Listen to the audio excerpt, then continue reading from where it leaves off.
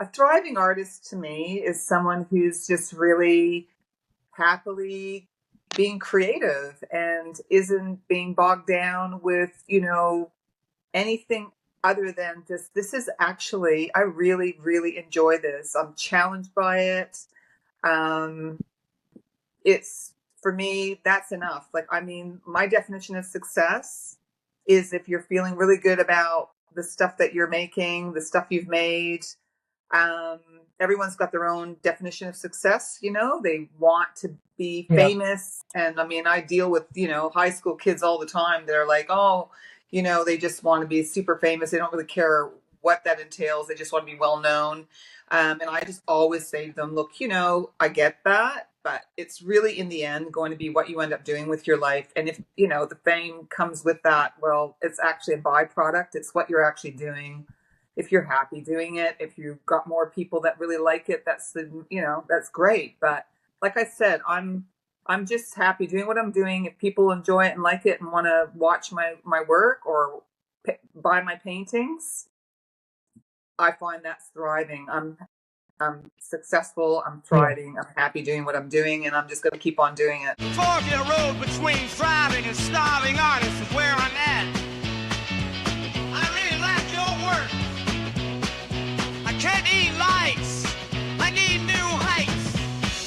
Just want to make a living doing the work I love. Throw the notion of a starving artist out of the window.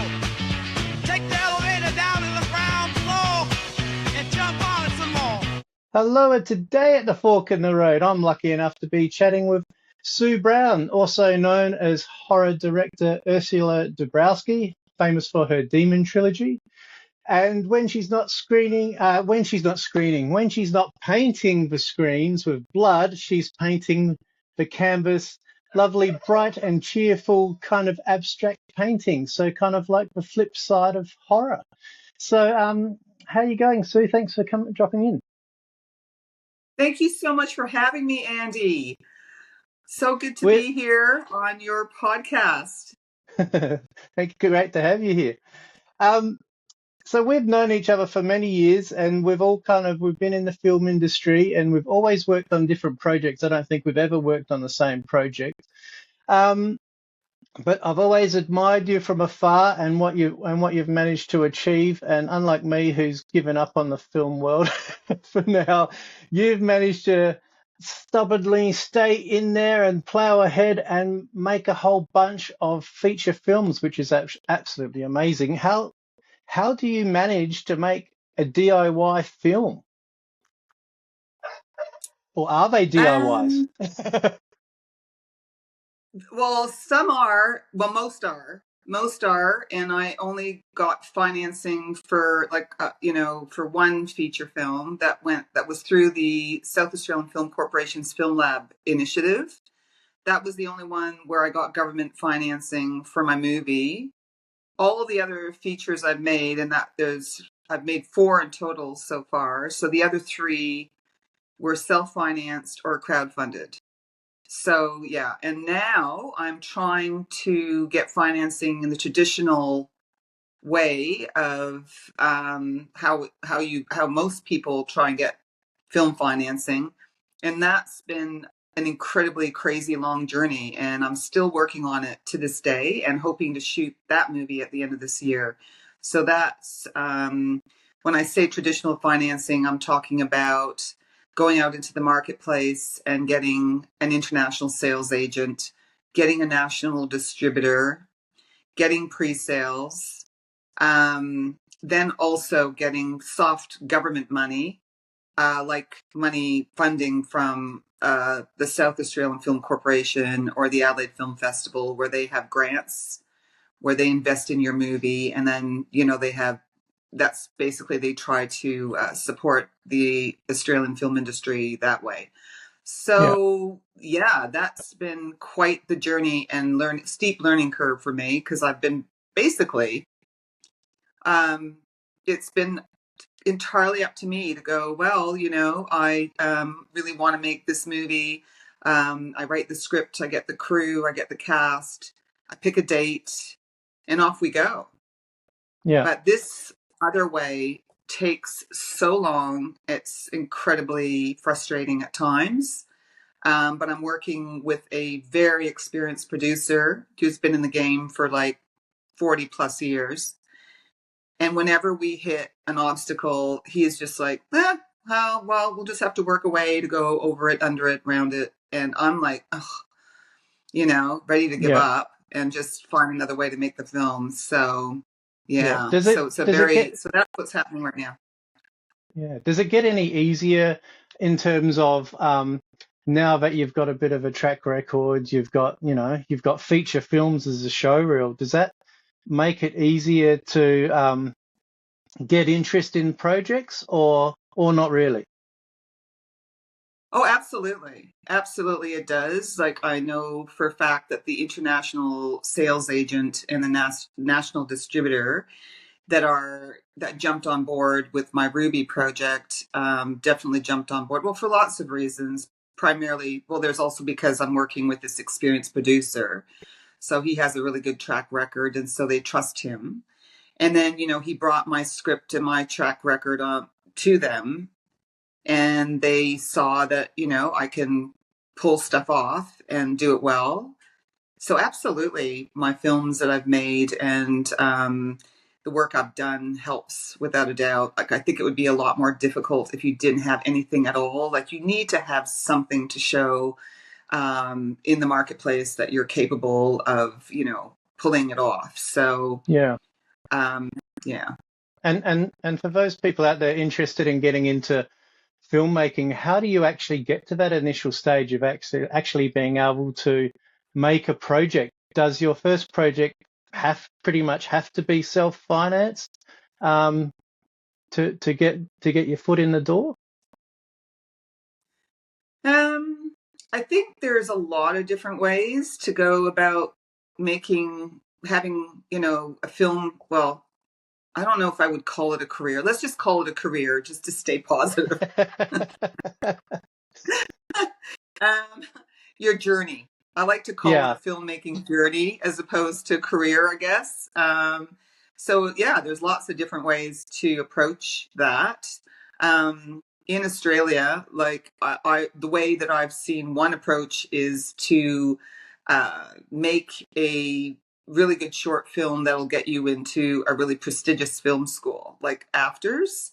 Then AFTRS used to be the golden key. Like, once you got into AFTRS and made a short and it won a bunch of awards, you were pretty guaranteed to be making a feature through financing through Screen Australia. But it's gotten so much more competitive. There's just so many more people wanting to make movies that that doesn't guarantee that just because you've been to AFTRS that you're going to make a feature film. But it is a really, it's a good calling card, making a short film that wins a lot of awards on the festival circuit. So that's one way to go through Screen Australia. But there's a lot more Australians, a lot more filmmakers, and they have been for particularly, like I've mentioned before in other conversations I've had, that I've been very inspired by the American independent filmmaking movement that happened. I mean, it's been happening since the 60s, the 70s. When I started film school in the 90s, there were filmmakers coming out of the 80s that were doing really interesting things. And they were making their movies with finding investors, like either self-financing or finding investors, because there's no government funding in America. So they're pretty stuck. If you're wanting to make a movie, you've got to find other ways of doing it. And so that inspired me. And I knew because I was already over in North America when I was in film school, that when I came to Australia, I already had a very, I was very motivated to make my film with that kind of freedom, without having to go to a government funding body, without having to have my script go through panels and other people reading it and other people deciding whether or not it was good enough to be made. I just wanted to make it without any of that. So that's another way of going about it. And then you've got to hope that your film, when you've made it that way, like independently, that it's going to actually hit it out of the park when it does get out into the world, into festivals, and you hope it'll get picked up for distribution and all of that. Because I made a feature, my first feature, and it didn't get picked up for distribution. So that was super disappointing because I'd spent 5 years of my life trying, making it. So Yeah. that's another way. That's kind of the two ways of going about it. And then there's the traditional way where you go into the marketplace and you get an international sales agent and the distribution and the pre-sales and all that. And then you go to the government and say, look, I've got market interest. And then they'll, support you. Usually, even that now is difficult. So you might not But get government support. yeah. But do you think since you started making your first film and now going towards your latest one, do you feel like there has been a kind of bringing down of any kind of gatekeeping in the industry at all, or is it still fairly well gatekept? Because I know like a lot of people can put their films straight up online. Sure, they won't get any money for it. They might put it up on YouTube or something like that. Do you feel that there's more opportunity now to get your film out there and to be able to get money for your film than when you first started? Oh, yeah, definitely. There's definitely more avenues now to get your film out there, for sure. Like when I finished my first feature film in 2001, well, there wasn't the internet. I mean, there wasn't anything on, I couldn't put it anywhere on there. Like it just wasn't something that you even considered. So yeah, now with all the online opportunities, there's definitely a lot. Yeah, you can definitely get your film out to audiences a lot more easily. But the problem is that there's a lot more films being made. There's kind of like a glut in the industry, particularly with the horror genre, which is the genre that I tend to work in. And so that makes it really hard. You've really got to make something pretty special now to sort of get that attention. So yeah. Yeah. So in terms of getting that attention, I did see one really cool thing. I think you're on TikTok. You've got parts of your film with the rolling script. How did you create that? How do I create? That's basically on. I do that on iMovie. I used to be on CapCut, and now they're charging on CapCut. So I kind of went, I like CapCut. I did, but I thought, I wonder if I can do some, suss this stuff out on iMovie, and I have. So it's free. It's with my, with my Mac computer. So I just worked out how to do it. I just, you can get all that information online. So that was just another avenue that I came up with on my TikTok channel because, you're having to come up with content all the time. And I mean, I do have behind the scenes. I've got interviews, documentaries I did while we made the movies. But, I just thought that could be an interesting thing for, people who are interested in film or my films, that they can look at, what I wrote and what actually ended up on the screen. So I started doing that.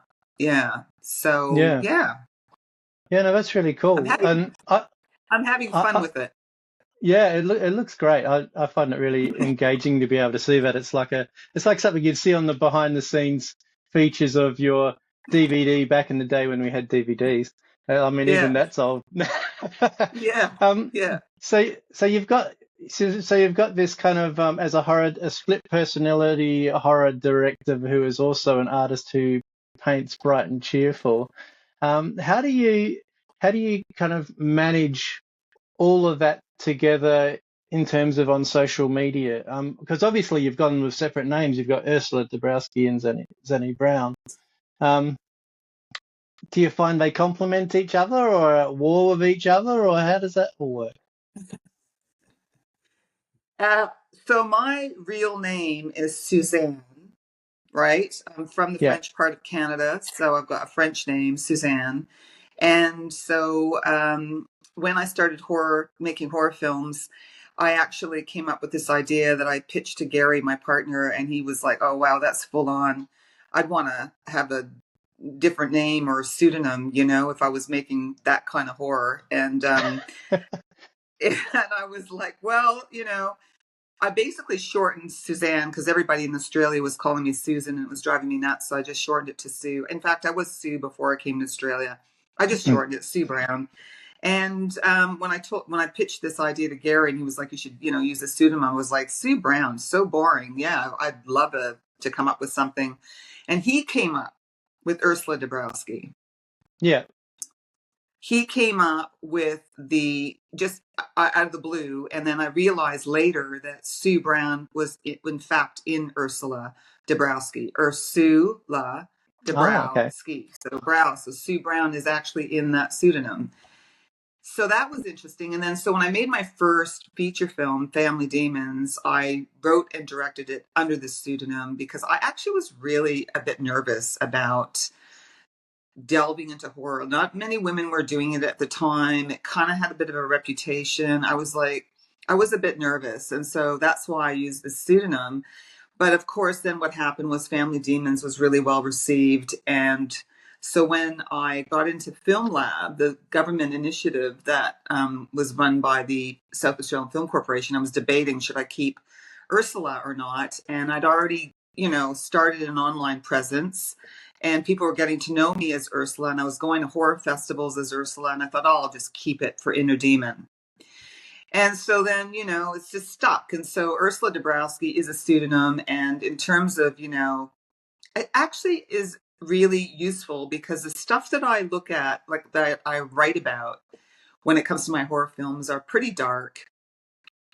And I kind of have this persona that I'm such a happy person, and I've worked out a lot of my stuff. I went to therapy. In fact, my films are a bit of art therapy, if I'm honest. Just a quick intermission to say that the Fork in the Road podcast has a Patreon as well, where you get a whole bunch of special things. You get an extended hour-long advert-free things, like you get to ask the podcast guests questions. You get a blog where I deep dive things which, might help make you successful and me successful, because I'm learning along the way too. You can also chat with me one-on-one and talk about your art business and make it work together. Back to the interview. Do you often find going back to the writing stage, it must be tempting to write outside your budget, or write something which which is kind of on trend or whatever, but then going back to your original idea, keeping your story true and not being distracted by the temptation of putting things in there that might get it funded or might get it out there. Is that a tricky balance while you're writing? And how do you set yourself up in your writing process? Do you have to lock yourself away in the closet or something, and somewhere unpleasant to write? I actually did a TikTok on how many drafts I've done of Ruby. It's absolutely mind-blowing. Okay. So I started with, I had all this historical stuff in the past. I had all these scenes where Ruby went to a Catholic reformatory, and there was the priests and there was the nuns and all of that, and how all the stuff happened in that world in 1909. And then you come into the present and all of that, and then realize we couldn't get the money for all the period stuff. So I had to rewrite the budget. Well, I had to do that too, but I had to rewrite the script. Rewrote the screenplay. And then, of course, as it started whittling away, I kept going back. And now the whole film is set in one location, bar, I think, one scene. Everything in one location, all shot during the day. Same clothes, same, you know what I mean? Like, we're talking all the no budget stuff that, I might as well just go into writing, which I actually have got another screenplay that I've started working on, and I'm already going in there going one location, few actors. Yeah. Because those are the ones that I actually think I might have a better chance of getting financed. Mm-hmm. Until you really, really slam dunk it, you're going to have problems getting investors. And, there's just so little money now. It's crazy. So there's just so much being made and so little money that the best thing is to just start off writing something that's got the no budget sort of elements to it, which is very few casts, one location, you know the drill. So that's where I'm at right now with Ruby. It's very, very much catering to that, what they call the Blumhouse model. So Blumhouse is a production company in Los Angeles that make a lot of horror films, and they're all very, very low budget. And that's their model, is just very few cast, one location, and try to make something spectacular with that, So When it comes to writing, the screenwriting process for me is because I have to live and I'm not making enough money on my art. I work as a relief teacher, which is really excellent because it's very flexible and I get school holidays. So if I have to write something, I tend to write them during the school holiday period. So that's a 2-week block. And I just, make sure I don't have anything else going on in those 2 weeks. And I start writing a first draft and I go hard. And I just, I kind of hide in my office and just write it. And that's how I wrote Ruby. So I wrote that in 2 weeks, the first draft. And then, then you kind of keep working on it, but that's like a massive, just boom, 2 weeks, get it done and write every day. And so, so it's not a closet, but could be. It's my, I lock myself away and just go for it. Yeah. And as a filmmaker, who's kind of, you've taken your own path and you've forged ahead, doing a lot of projects DIY, and you're also doing the art. And I'm just wondering, what is there any kind of what would be the main kind of income? Because I often wonder, how the hell do filmmakers survive? Is it the fact that you do have to get other jobs and your films aren't going to make you much money? They might, but they might not. Or are there ways where you can create a sustainable income through your creative practice, doing what you do?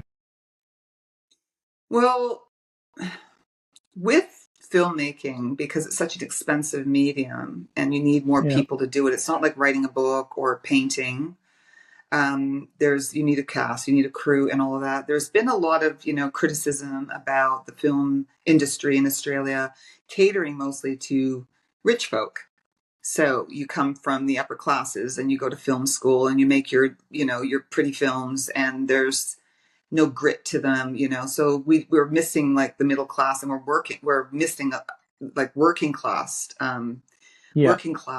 stories, There aren't as many working class people that are thinking about film. I live in a regional area. I'm in a high school, and a lot of those high school students haven't got a clue about the film industry.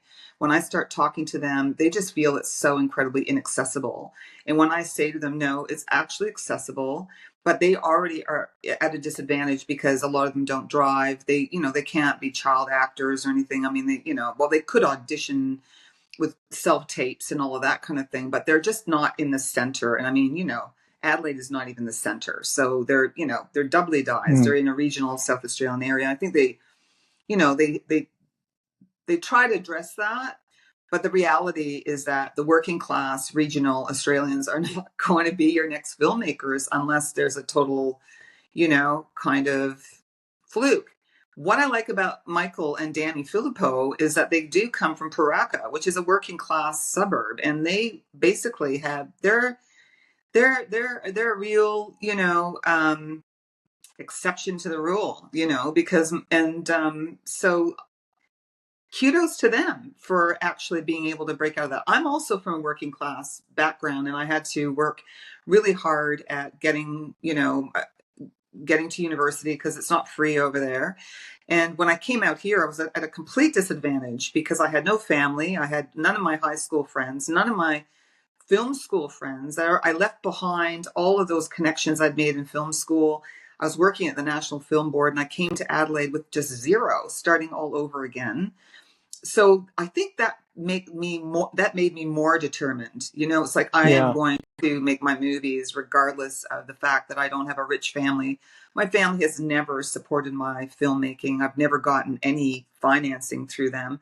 A lot of filmmakers do. Like, they also, have people to support them in terms of, their when they're starting out. Like, I didn't have any of that. I had to work. So one of the Yeah. things that I did do, which I don't know how easy it is to do this now again, but I got into a artist housing cooperative. I was part of it for about 11 years, which is like, that's low income housing based on your income. And that's something that you can do in Australia. You can't do that in Canada that I'm aware of. I don't know. I haven't been there for 30 years. I don't know what's going on in Canada anymore. I still have the accent, but, don't know what's going Yeah. on in terms of that kind of thing. But I was part of the artist co-op. That really helped me for 11 years to make Family Demons. I made Inner Demon. And then my partner was studying to be an electrician. And then when he started working as an electrician, obviously money was, we were in a better situation, which is why we left and bought a house in the Barossa Valley. And he's obviously the primary breadwinner. So there's that, your partnerships. I mean, I'm certainly not making as much as he is, but I am putting, contributing. So for me, it was, I'm very lucky. I've got a very supportive partner. Gary, when I first met him, he actually was the one that brought the film that changed my life home one night. He went to the video store when we had video stores. He brought back that Japanese film, Ju-on, The Grudge. And Oh, yes. Yeah. I watched that, and it just blew my mind. And I loved the fact that it was in one location with very few actors. And they'd come up with this incredible, story, and just everything about it just spoke to me. And that started me off on just the horror genre. And there's a market, there's like an audience that are, wanting product. So that was him that basically did that. And so he's been very supportive of what I've been doing, and still is. So that's basically how I survive. I work as a relief teacher, and I've got a partner who's, combined income type of thing. So, but I have promised him that I am not going to self-finance anymore feature films. So that's why I'm really trying to get Ruby up in the traditional way. But I'm having to be more patient, because it takes a lot longer to, get all the things that you need to have that happen. So I'm cultivating patience big time. Yeah. I think there's a lot of that in that industry for sure. And in any kind of arts industry, I think, really, patience. So as a DIY filmmaker, and the rise of AI becoming more and more prevalent with tools and whatnot within the filmmaking industry, how do you see that helping you in your process at all, or are you concerned about it, or are you feeling like embracing it? Artificial intelligence. Yeah, how's that? Do you think that's going to be any help for DIY filmmakers at all?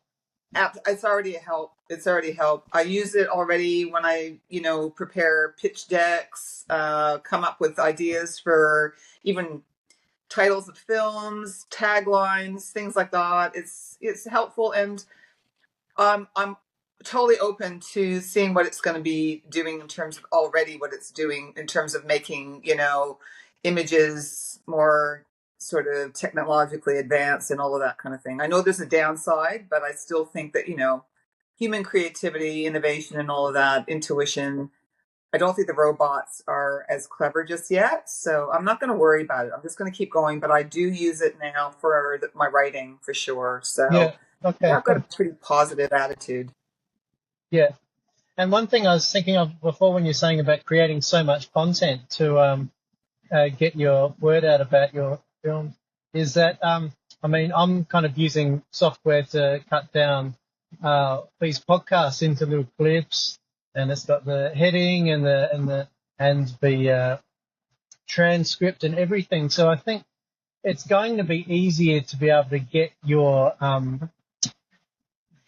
film out there on social media on a regular basis. You know, you can schedule it and everything as well. So you're not like there by your phone every minute of a day trying to do stuff. So I think that side of things will definitely get easier as well.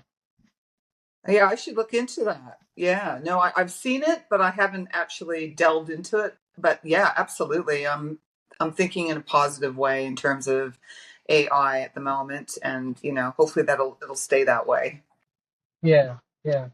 Now, if you were to go back to the beginning of your creative career in the current climate that we have today, how do you think you would do things differently?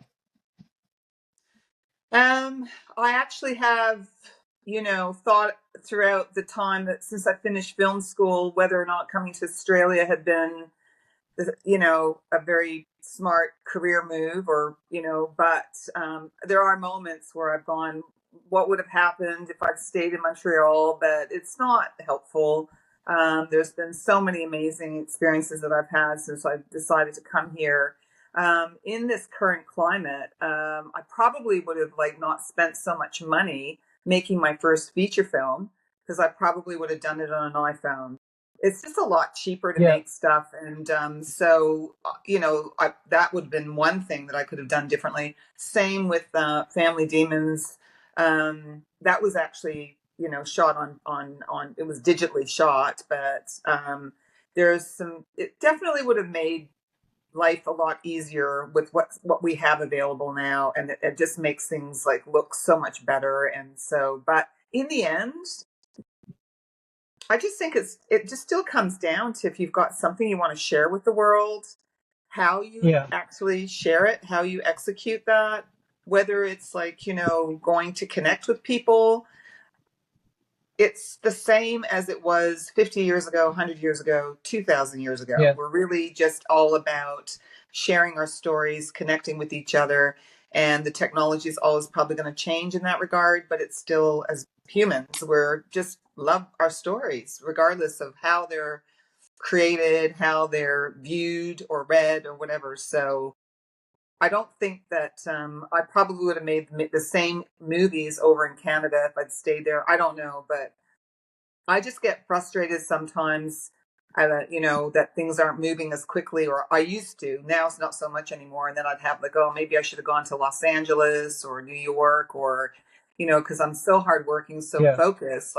Maybe if I was somewhere where there's more people that would be more open to give me opportunities, things might have been different. But I don't do that anymore. I'm just happy with what I've done so far, and I'm really excited about what's going to happen next. So yeah, cool. And the future of filmmaking is definitely becoming more accessible. I mean, when we both started, we were shooting on 16mm, and now you can shoot on your phone. It's crazy.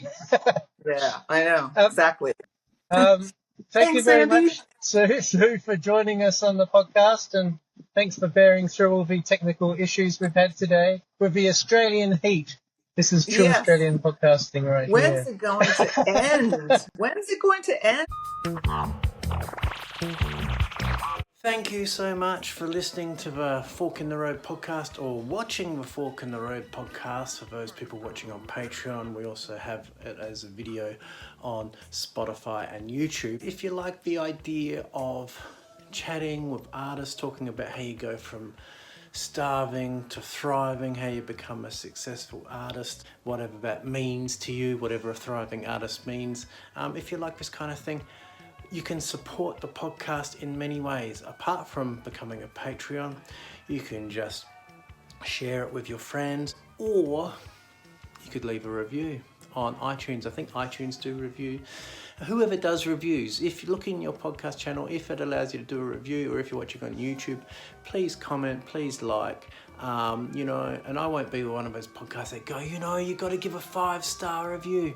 If there's something about the podcast you don't like, let me know. Write it in the comments and see if I can, tweak it a little bit to make it work better for everybody. But yeah, 5-star review would be pretty awesome. But anyway, check you next time.